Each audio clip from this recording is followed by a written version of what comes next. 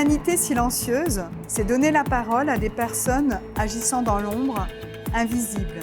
C'est créer des ponts entre nous, des connexions et affirmer que l'humanité, c'est nous.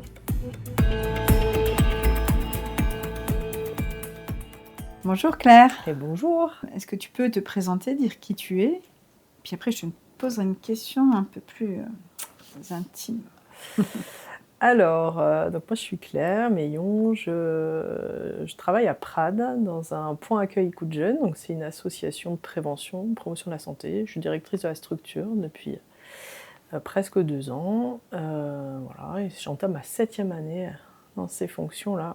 Une personne qui te connaît bien, qui te présente, là, maintenant, tout de suite, qu'est-ce qu'il dirait de toi pour que je te rencontre ici et maintenant?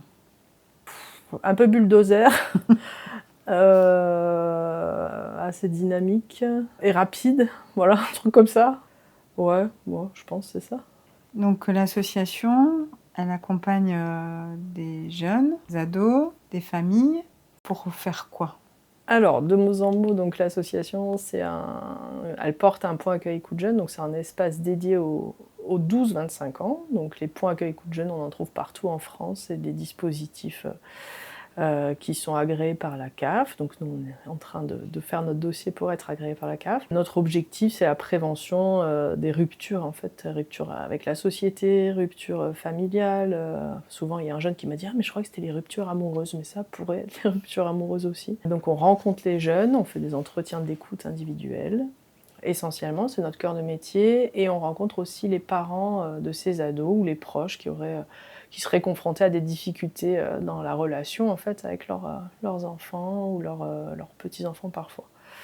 Et puis après, on fait tout un tas d'actions collectives de prévention auprès des jeunes et des parents aussi. Alors, les jeunes que tu rencontres tous les jours, qu'est-ce qu'ils racontent d'eux-mêmes dans la vie d'ado? Ouais, la vie d'ado, c'est pas facile en fait. Quand je suis arrivée ici, je me disais ouais, c'est pas mon public de prédilection les ados, mais en fait, j'apprends à être émue par eux, par leur fragilité. Ils sont en construction, donc ils sont hyper touchants, ils sont pleins de... On voit la personnalité qui se développe avec toute cette fragilité à être les premières fois, aussi la fragilité quand on n'est pas forcément suffisamment soutenu par les proches, par la famille, les difficultés de la vie, etc. Donc voilà, on voit tous les aspects. Moi je dis toujours, vous pouvez venir ici, on peut tout aborder, il n'y a pas de tabou. Donc c'est un espace,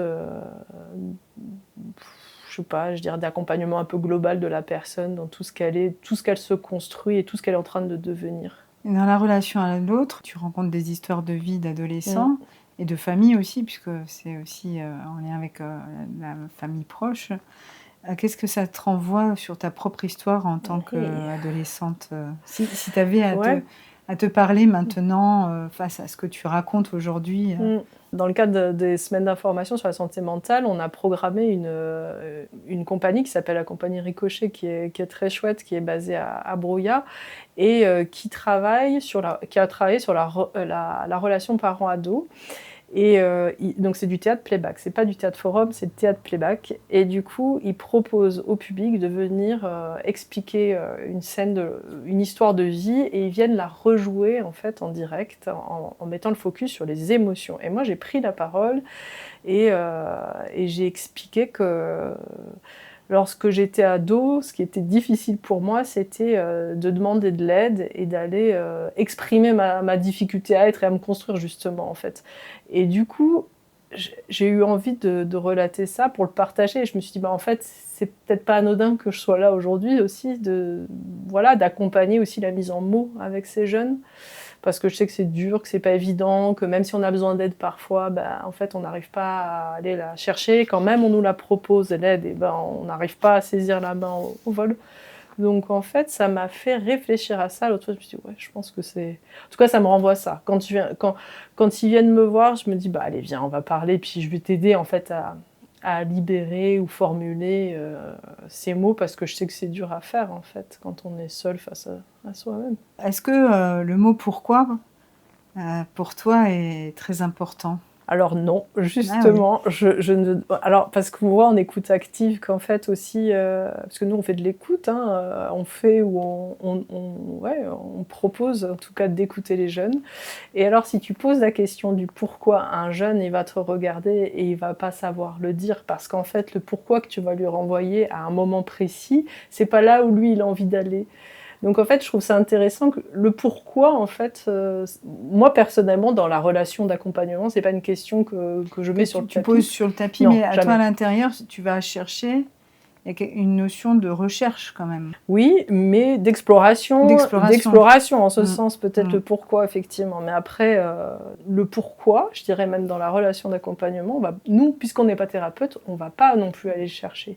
Donc, dans cette rencontre à l'autre, en fait, avec les adolescents et les familles, qu'est-ce qui te pousse à agir ?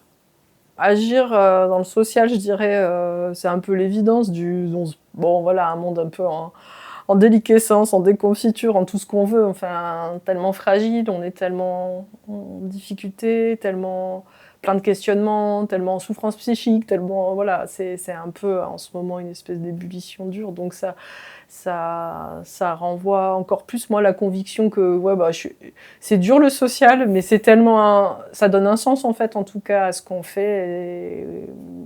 Oui, c'est un moteur en fait de se dire ok, j'ai un boulot, je suis dans une société super confortable en France, en Europe, il n'y a pas de problème, mais bon, on côtoie des choses très dures, très lourdes, etc. au quotidien avec les personnes et leur parcours. En tout cas, moi, le moteur, c'est de se dire, voilà, il y a un sens à l'action et à la vie, et voilà, d'accompagner des personnes fragiles et qui ont peut-être aussi moins de chance dans leur parcours, dans leur développement, etc. Donc, donner un sens à ta vie, c'est aussi, ça passe aussi par un engagement dans le travail. Tu es aussi dans un engagement aussi bénévole sur un autre plan. Un autre projet que je porte, ouais, c'est ça, c'est que en fait, moi, quand j'entends souvent des gens, on en rigole aussi avec des personnes qui cherchent à combler en fait le vide d'une vie ou la difficulté à être inscrit dans des choses. En fait, moi, je crois que je manque de temps globalement, parce que je trouve qu'en fait la vie elle est trop courte en fait. Bon, ça c'est ma confrontation personnelle à la mort, hein. Enfin voilà, mes histoires de vie qui font que j'étais confrontée à un deuil et que ça me donne encore plus envie d'agir et d'être présente dans le monde là et d'avancer. C'est pas du tout de marquer ma pierre à l'édifice, c'est simplement de faire, d'explorer, tester, en même temps à mon échelon, rendre le monde peut-être un minimum plus juste avec ce que je peux faire. Donc du coup, il y a le côté professionnel, il y a le côté extra-pro, où là on est dans une association qui s'appelle l'Atelier des collecteurs, qui est située dans le Conflent, et l'objectif de cette association, c'est de permettre une intercompréhension peut-être plus juste entre les individus. Alors ça c'est le vœu pieux, hein, l'utopie du projet associatif, qui est de se dire, un peu comme vous le faites là, c'est donner la parole à tout un chacun et faire circuler cette parole pour plus peut-être sur la captation audio. Pour le coup, il n'y a pas de visuel, donc on ne voit pas les gens, et comme ça on peut aussi cheminer plus dans l'imaginaire, mais c'est aussi donner à voir, entendre des propos, des paroles, des façons de raisonner, de penser, pour aussi enlever un peu une lecture binaire de notre société, où on a tendance à enfermer les gens dans des cases, toi t'es là, toi t'es ça, etc. Non, vous le savez très bien, on est tout un tissu d'individus, nous forgeons la société. Voilà. Donc le but de cet asso, c'est de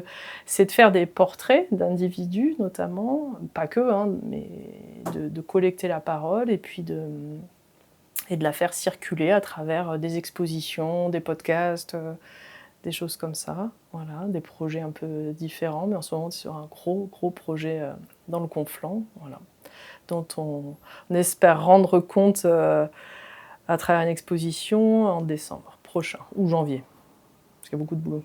Et puis tu le fais bénévolement aussi, j'imagine que les autres aussi. Donc, oui, c'est voilà. ça. Oui, le côté bénévole. Ouais. Après, c'est ça, le côté militant, bénévole aussi, de se dire on donne de son temps parce qu'en fait, c'est pas grave, c'est bien aussi.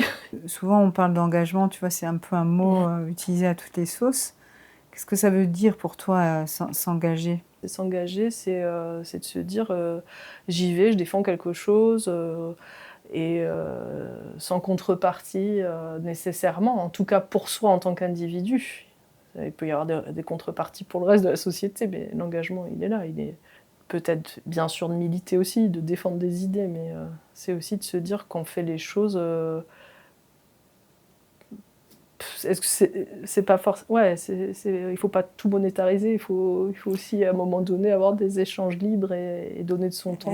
Voilà, en tout cas sur des choses qu'on croit. Auxquelles on croit, auxquelles valeurs, on peut aller chercher les valeurs là-dessus, sous-tendues dans cet espace-là. Ouais. Est-ce que la phrase de Paul Ricoeur, soit en tant qu'autre, que autre, ça te parle? Oui, bah oui. De toute façon, moi, c'est déplacer le curseur de... Enfin, moi, j'ai des enfants qui sont assez jeunes, donc on est aussi dans la constitution, l'individu hyper narcissique. Voilà, moi, bah là, tu t'extrais de ça, et puis tu t'effaces aussi, et puis tu vas vers l'altérité, tu vas vers l'échange, vers l'effacement aussi de soi à des moments, parce qu'on n'est pas le centre de l'univers, hein, bien évidemment. Ça, c'est... Comme disait Deleuze, la petite affaire privée, au bout d'un moment, voilà, ça suffit, quoi. Ça suffit. Faut aller un petit peu plus loin, en tout cas, avoir une hauteur un peu plus grande, en tout cas, d'un point de vue de l'humanité. Parce que quelque part, on est là-dedans, dans cette histoire-là, quoi. D'ailleurs, quand on bosse avec les ados, et quand ils viennent pour exposer leurs problèmes, bien souvent ils sont centrés sur leur être et leurs difficultés. Et c'est vrai, quand on est confronté aussi à la santé mentale, enfin des problèmes, des jeunes qui souffrent de troubles psychiques, puisqu'on en reçoit, où effectivement, voilà, la personne, elle est malade, elle est centrée aussi sur ses pathologies, ses difficultés à être en lien à l'autre, etc. Et des fois, on se dit, waouh, c'est aussi quand on est adulte, en général, parce que la société ne nous amène pas à faire ça. C'est vrai que c'est intéressant de se dire, voilà, j'ai passé ce cap de moi et je vais vers l'autre. Mais bon, tous les adultes ne sont pas comme ça. Mais... Parce que l'adolescence, pour revenir à l'adolescence, c'est quand même une période complètement... c'est un tsunami dans tous les sens du terme, par rapport au corps, par rapport aux émotions, par rapport au psyché, etc. Si tu avais une métaphore... pour qualifier sur l'adolescence, qu'est-ce que tu pourrais... le tsunami. Quelqu'un m'a dit un jour, c'était ma gynécologue, m'a dit, vous verrez, avoir un enfant, c'est un tsunami dans un couple, mais en fait, finalement, l'adolescence, c'est un tsunami aussi. C'est les grands échelons, les grands âges de la vie. Donner naissance, c'est un tsunami dans sa vie à soi, dans la vie de couple. Mais quand on voit les ados, là, moi j'ai un garçon qui a eu 10 ans, et là on sent que on arrive vers... Et là il y a plein de choses qui commencent à se passer. J'ai regardé l'autre jour, j'ai dit, waouh, mais dis donc, Enfin, je lui ai pas dit, mais j'étais émue en fait de voir que ce tsunami commence à arriver, c'est la vague là. Il y a eu le séisme en mer, et là tout d'un coup, les répercussions arrivent sur lui, quoi. D'un côté, il y a l'enfant, du coup, il y a une certaine forme de relation, puis l'ado qui se cherche, qui se ferme, qui pose aussi peut-être son identité d'une autre manière, et donc la relation aussi parent-enfant là-dedans, ado, est complexe aussi pour le parent. C'est pas si simple aussi que d'être présent dans cet espace. Je voulais revenir sur la question des mots. Est-ce que dans ton expérience, tu as pu repérer que ces mots, finalement, qui deviennent...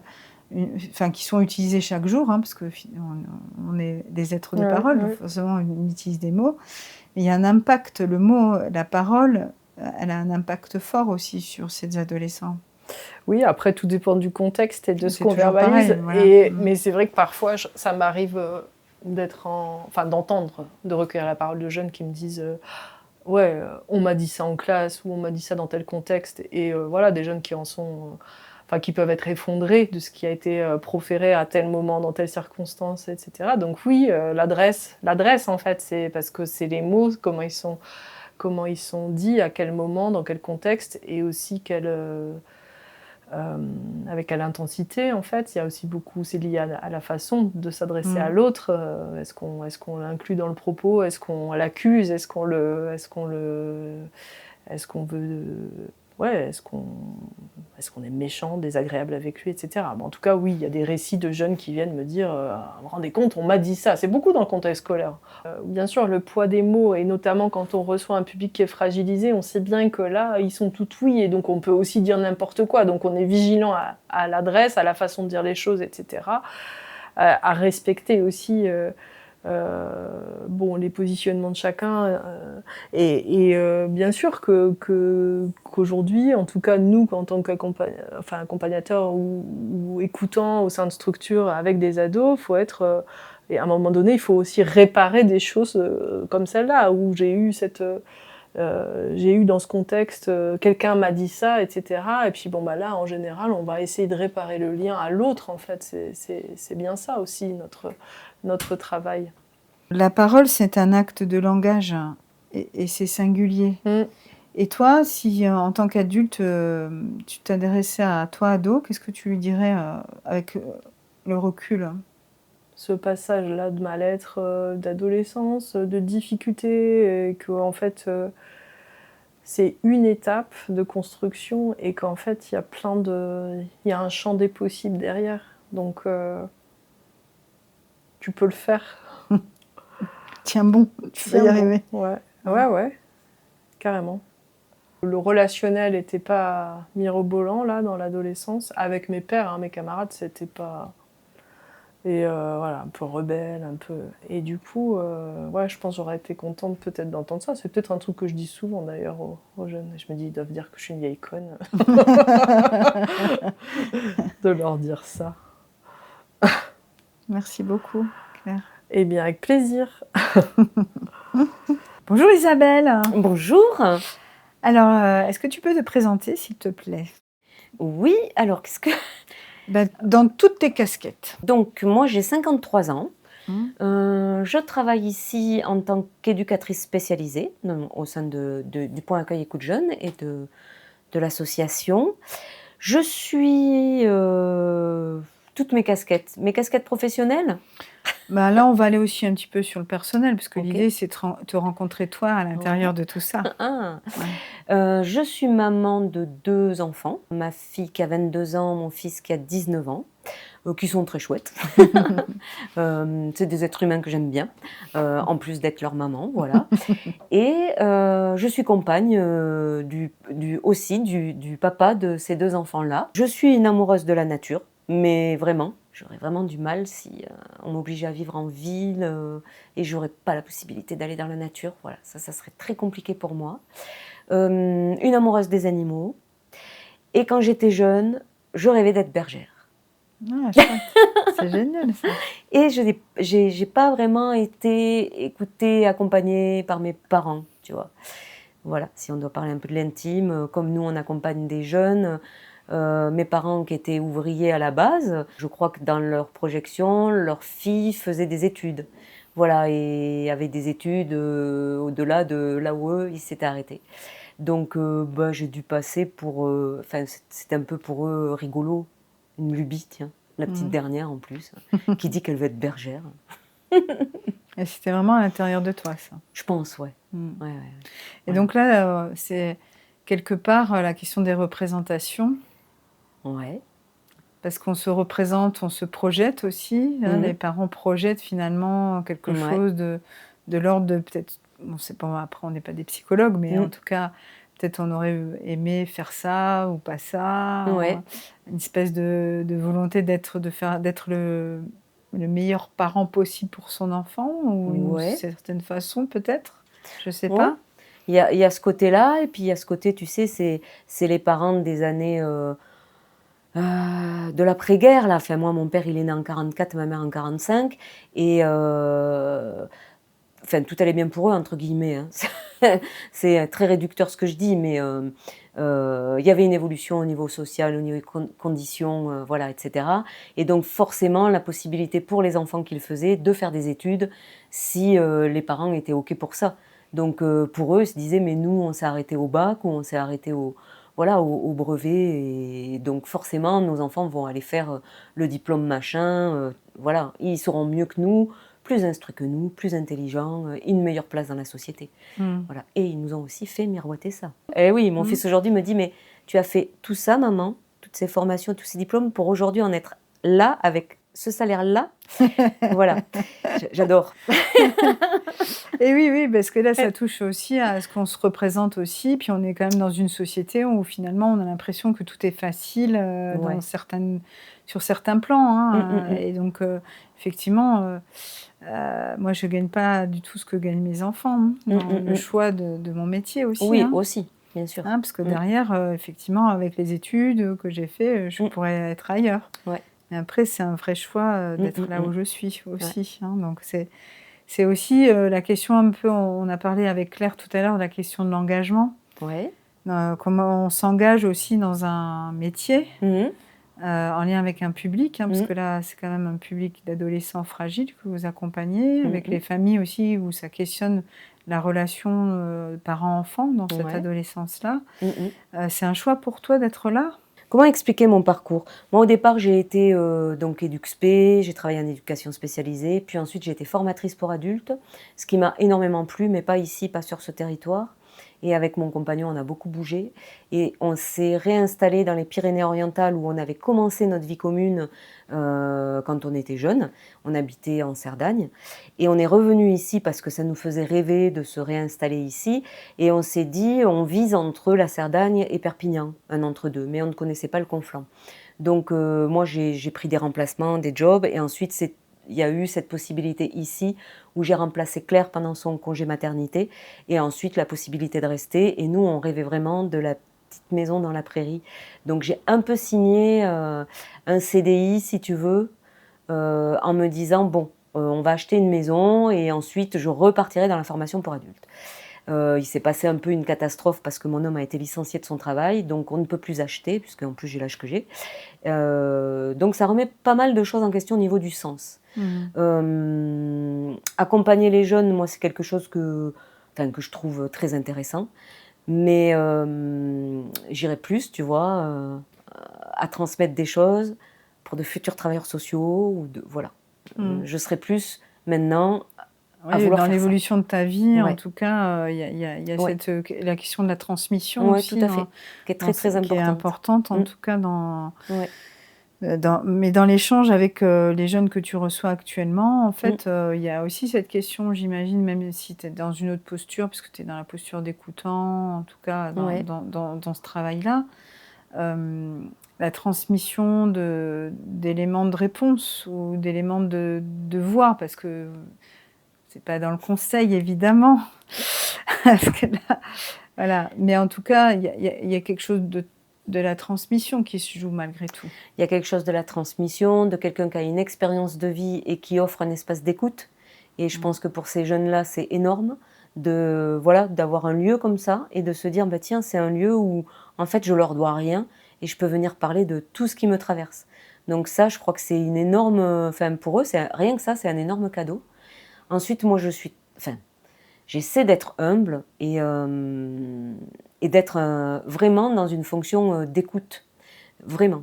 Et d'ailleurs, les semaines où c'est à bloc d'activités, de jeunes rencontrés ou de parents rencontrés, moi, des fois, je sens que je ne suis pas opérationnelle au niveau de l'écoute, j'écoute moins bien, en fait. C'est pas que je vais raconter n'importe quoi aux jeunes, mais je trouve que du coup, je suis moins alignée, moins efficace au niveau de l'écoute. Je suis pas contente de moi, je suis là, ça va pas, donc il faut lever le pied sur telle chose ou telle chose pour garder de l'espace disponible, pour entendre tous ces récits de vie, en fait. Et ces récits de vie, qu'est-ce qu'ils racontent parce que j'imagine ça fait écho parfois. Qu'est-ce qu'ils te racontent de toi-même, finalement, dans la relation à l'autre ? Alors, si je suis objective, il me raconte que, dis donc, c'est pas mal ce que je fais, tu vois. Quand je suis pas objective, je me dis, ouais, ça sert pas, c'est pas extraordinaire. Non, mais en fait, objectivement, si, c'est pas mal ce que je fais. Et moi, il me raconte sur l'humain, en fait, sur l'humanité, cette fabuleuse capacité d'avancer malgré les difficultés familiales, les difficultés personnelles, la recherche de soi-même. Et quand j'écoute les jeunes, je me dis, mais waouh, toutes les capacités qu'ils ont à l'intérieur d'eux. Moi, c'est ça que je vois chez les jeunes que je rencontre. Je vois les galères qu'ils vivent. Je me dis, mais c'est des situations de merde, c'est des situations, mais berk, quoi, les pauvres. En fait, pourquoi est-ce qu'ils sont tombés dans cette famille-là ou dans cette situation-là ? Et en même temps, je constate un être humain qui est fort de ressources. ça, moi, à chaque fois, c'est rare que je me dise pas sur un jeune rencontré, waouh, waouh, mais il est fort ce jeune, en fait. Et ok, il galère, hein, mais waouh, quelle force quand même. C'est la question un peu de la résilience, quelque part, Ouais, avec, ouais. enfin, sur la définition de Boris Cyrulnik, un peu, hein. Ce qu'il raconte, c'est qu'on n'est pas exempt d'épreuves dans la vie, Oui. hein, et après, c'est comment, dans cette épreuve-là, on va faire le choix de se dire, soit je me laisse entraîner finalement, ou je vais vers le bas de moi-même aussi, dans un espèce de... Je me raconte Ouais, ça, ouais, cette histoire-là. Soit je dis, cette histoire, ok, je l'ai, je la vis, mais je peux en faire quelque chose d'autre et je transforme cette histoire, tu ouais. vois, dans une certaine mesure. Ouais, dans une certaine mesure. Et ouais, moi je le verrais aussi comme le fait qu'ils puissent échanger comme ça avec un adulte, ça leur permet aussi de découvrir justement ces facultés qu'ils ont en eux pour pouvoir faire des choses. Pour pouvoir faire des choses. Est-ce qu'on leur laisse pas la place, tu crois, dans la société, aux adolescents? Est-ce qu'on leur laisse pas la place? On est dans une société qui est un peu barricadée là, donc leur place, je pense qu'elle n'est pas facilitée. Je crois qu'aujourd'hui, de ce que je constate, c'est qu'il y a un réel retour en arrière sur un jeune qui est sur un milieu défavorisé, il rame beaucoup plus peut-être que des jeunes à mon époque nés dans les années 72, tu vois. Sur la question des inégalités, elle se creuse de plus en plus. Ouais, je trouve. Hein. Cette possibilité d'accéder à autre chose. Et il y a même des adultes qui renvoient des choses, des fois, tu vois, les professeurs, on entend des phrases qui sont un peu rudes. Moi, je l'interprète dans le heurt des classes sociales différentes. Tu vois, je pense à une jeune fille qui dit « mais moi j'espère plus tard gagner assez d'argent pour pouvoir me payer le sac que je veux ». Mais la jeune fille qui dit ça, elle a 15 ans. Donc elle, ce qui la fait rêver, c'est un sac à main. Mais peut-être que quand elle aura 20 ans, ce qui la fera rêver, ça sera quelque chose, je sais pas, un objectif peut-être un peu plus, un peu moins matérialiste. Hein. Mais le professeur, lui répond, ça m'a choquée, il lui dit oui, enfin, tu vas quand même pas te... Parce qu'elle dit, à l'heure actuelle, les adultes, en fait, beaucoup travaillent pour payer leur loyer, leur nourriture. Donc si c'est ça, moi, ça m'intéresse pas trop, en fait. Je veux pouvoir me payer des choses. Et lui dit, en fait, te plains pas, tu as un toit et de la nourriture. Donc il y a des pays, ils n'ont pas ça. Donc sois heureuse de ce que tu as, ouvre ton esprit, il lui dit. Et là, je me dis, mais de quelle place il parle, en fait, ce monsieur? De sa place à lui, qui a 20 ans d'expérience en tant que professeur et donc qui touche un salaire quand même confortable. Il est certainement propriétaire. Et elle parle d'une classe sociale que lui-même peut-être n'a jamais connue, parce que ses parents ne sont même pas de là. Et je me dis, mais en fait, il a mal écouté. Oui, mais c'est la question des espaces. C'est-à-dire que, Oui, aussi. en fait, chacun est dans son petit monde. Je parlais de Deleuze, tu sais, quand il parle de la petite affaire privée, quoi. Et finalement, de la place où on se situe, et puis par rapport à la place aussi de l'enseignant. Est-ce que l'enseignant est un écoutant?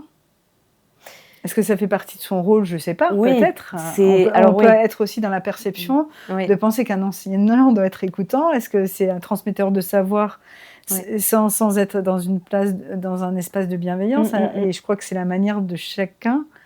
Il y a des professeurs qui sont des super écoutants, vraiment formidables. Et puis il y en a d'autres. Ouais. Est-ce qu'on les renseigne à être dans l'écoute et la bienveillance? Je pense pas. C'est, tu vois, c'est plus un exemple du heurt de différentes classes sociales. C'est ça, parce c'est que ce que je veux dire. Et ça, c'est violent. Ouais, moi je trouve ça violent. Je trouve ça violent aussi parce que des fois je me dis, quelque part, on va pas faire, mais on nous a un peu menti, quoi. On nous a fait miroiter certaines choses et il y a des choses qui ne se passent pas et qui sont très très compliquées à l'heure actuelle, je trouve. C'est la question de la communication aussi, c'est-à-dire qu'on va vendre du rêve, on va dire un petit peu comme ça, des fois sur des dispositifs, sur l'accessibilité finalement à chacun, à pouvoir évoluer, à trouver sa place dans cette société, etc. Et entre eux, peut-être que l'intention du discours est peut-être noble, hein. Je ne veux pas dire que c'est... on ne va pas mettre du complot partout, mais en tout cas, entre ce qui est raconté du discours, la rhétorique du discours, et puis la réalité des faits. Et j'imagine que dans ton quotidien, tu vois une grande différence. Oui, oui, oui, tout à fait. Il y a une différence et des fois, oui, une incompréhension. Mais c'est des gens qui se fréquentent tous les jours. C'est ça qui est heurtant. C'est qu'un professeur fréquente des élèves tous les jours. Enfin, c'est pas, je sais pas, tu vas prendre quelqu'un qui est d'une classe sociale et qui fréquentera jamais les jeunes générations, enfin, qui va être à l'abri de ça, je sais pas. Là, il y a des choses qui sont heurtantes quand c'est un professionnel qui tous les jours est en contact avec de la jeunesse. Donc, avec toute jeunesse. Qu'est-ce que je mets de moi, Oui, aussi. tu vois, Ouais. dans ce que je fais au quotidien, pour que la relation, elle soit aussi, Une relation qui soit vraie. oui, voilà, une Ouais, vraie quelque chose relation. qui Et voilà, soit. Ouais. tu vois, est-ce que revenir, si tu veux, à une relation où le vrai est présent, j'ai l'impression qu'il y a vachement de boulot, quoi. Oui. Il y a du boulot et puis j'ai fait une licence professionnelle et j'ai planché sur la posture réflexive, sur ce qui entraîne après forcément une réflexion sur ma propre posture, mais celle des autres, celle de ma collègue, celle des gens que je croise, etc. Et des fois, je suis un peu intransigeante aussi avec les autres professionnels que je peux croiser ou avec des adultes que je peux croiser au niveau professionnel. S'entend, où je vais me dire, mais je vais être avec la critique, mais la critique, la réflexion critique, tu vois. Voilà. Oui, parce que c'est questionnant. Oui, parce que Ça c'est questionne, questionnant. tu vois, j'ai parlé de Socrate tout à l'heure, qui vraiment a travaillé la question du questionnement permanent, Ouais.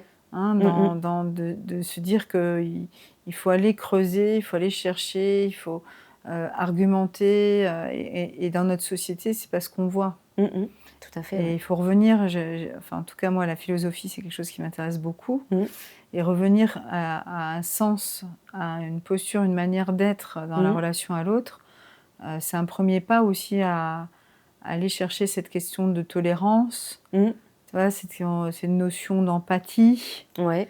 où on ne sait plus trop ce que ça veut dire finalement, Ouais. tu vois, dans la relation à l'autre. Ouais. Et là, et c'est complexe, hein, on est dans un moment, je trouve, hyper complexe de la relation à l'autre. Oui. On est dans des choses qui sont assez complexes. Voilà. Moi, sur mon métier propre au sein de l'association et sur l'écoute des jeunes, au niveau relationnel, c'est plutôt facile et simple. Enfin, voilà. Oui, parce que Ça se veut un lieu neutre. c'est le postulat, en fait. Voilà, c'est ça. Le postulat est présent, mais en tant que en dehors de cette rencontre avec le jeune ou le parent, dans le cadre d'ici de ce bureau, il y a la relation que vous pouvez avoir au sein, parce que vous allez dans les établissements aussi scolaires, etc. Donc vous êtes des observateurs aussi de relations. Hein. Exactement. Et ça, enfin, moi, ça me heurte en tant qu'individu. Hein. Moi, je suis quelqu'un de sensible, dans la sensibilité de l'être. Hein. Et ça me heurte beaucoup. Tu vois, une manière de...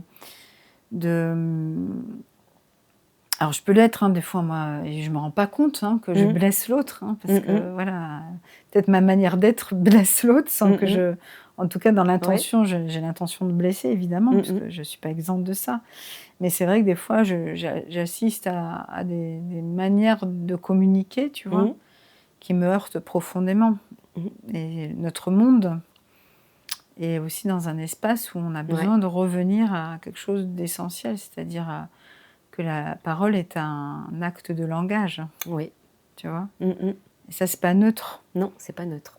Alors, vous utilisez la communication non violente, vous êtes aussi sur donc Maréchal Rosenberg, qui a aussi travaillé sur cette question-là. Qu'est-ce que ça t'apporte pour toi-même, ce travail? Parce que c'est une rigueur, la communication non violente. Ouais. Qu'est-ce que ça m'apporte, ce travail?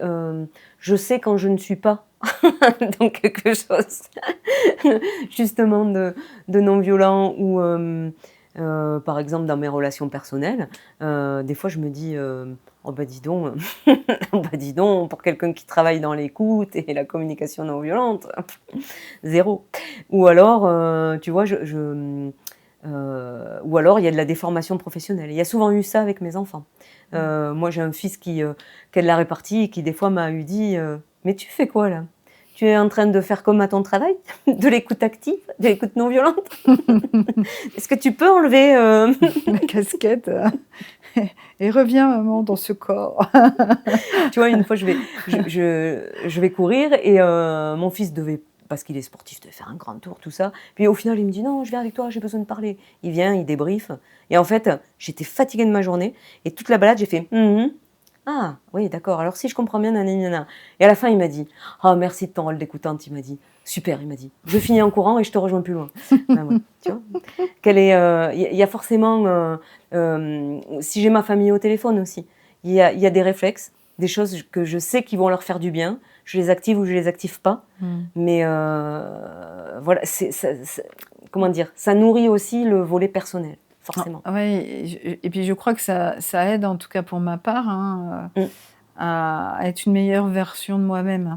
Tout à fait. Tu vois, dans la question de la gestion des émotions, par exemple, c'est vrai que l'adolescence, si on revient à l'adolescence, le cœur de ton métier actuel, l'émotion, il y a vraiment des ascenseurs émotionnels forts chez l'adolescent dans une journée même. Ouais.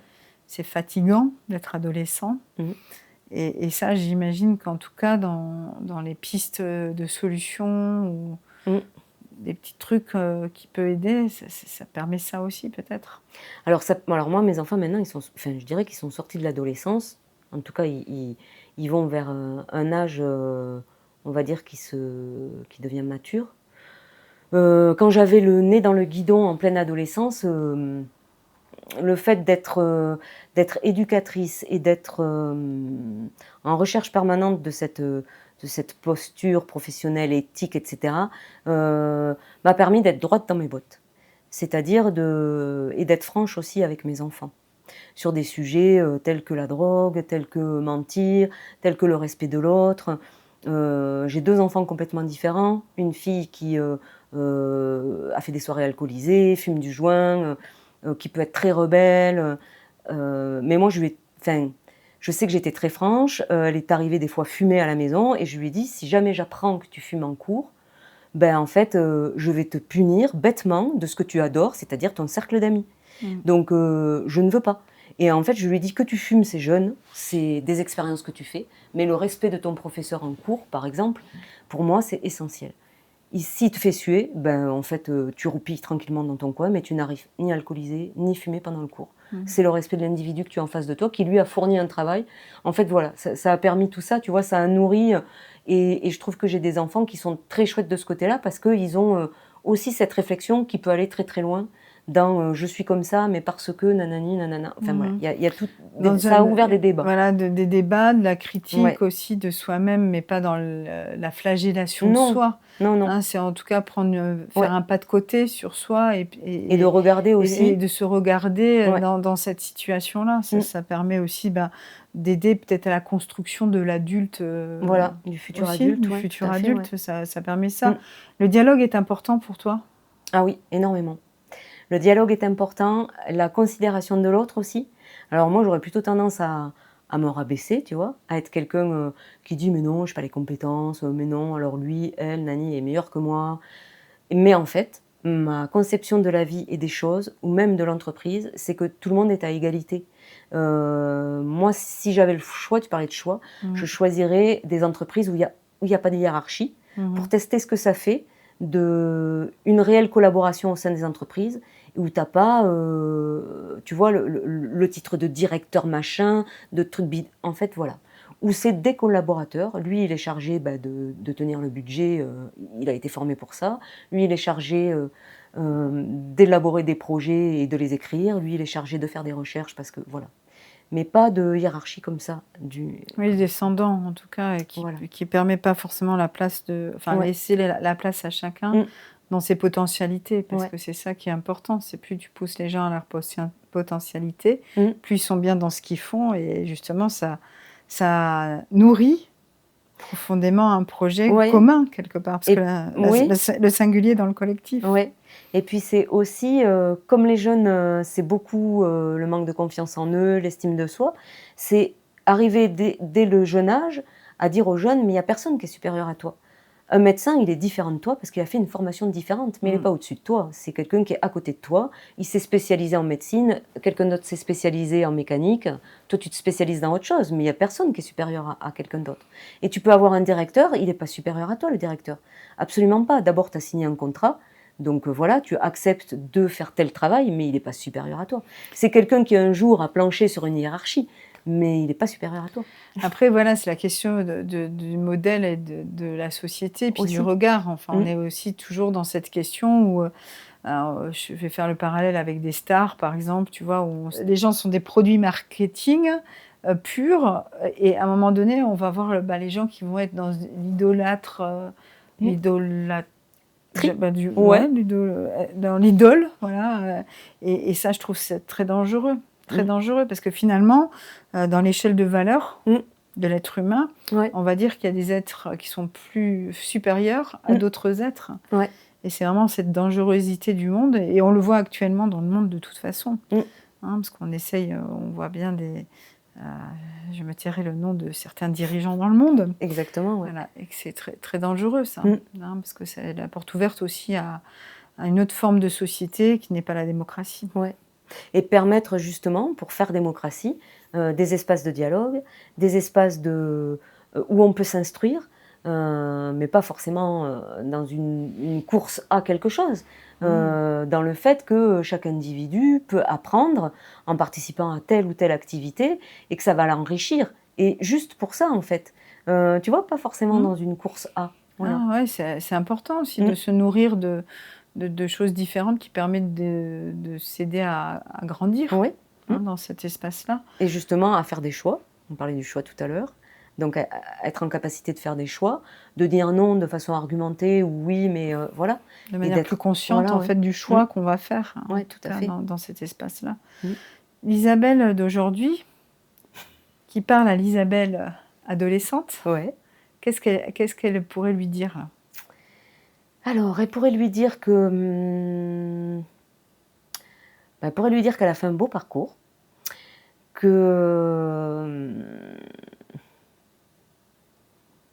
ouais, tout simplement qu'elle a fait un beau parcours, qu'elle est courageuse aussi, parce que voilà, si je dévoilais tout de ma vie, voilà. Donc elle est courageuse aussi, et justement de transmettre aux jeunes et de leur dire qu'il faut oser en fait, que tout est possible et que il ne faut pas s'asseoir sur ses rêves, ou il ne faut pas se dire non mais moi j'y arriverai pas, moi je ferai pas ci, moi je ferai pas... Non mais non, vas-y, si tu as envie, tente, fais-le, voilà. Merci. Voilà. C'est un beau mot de fin là. Ouais. Merci beaucoup. Merci à vous.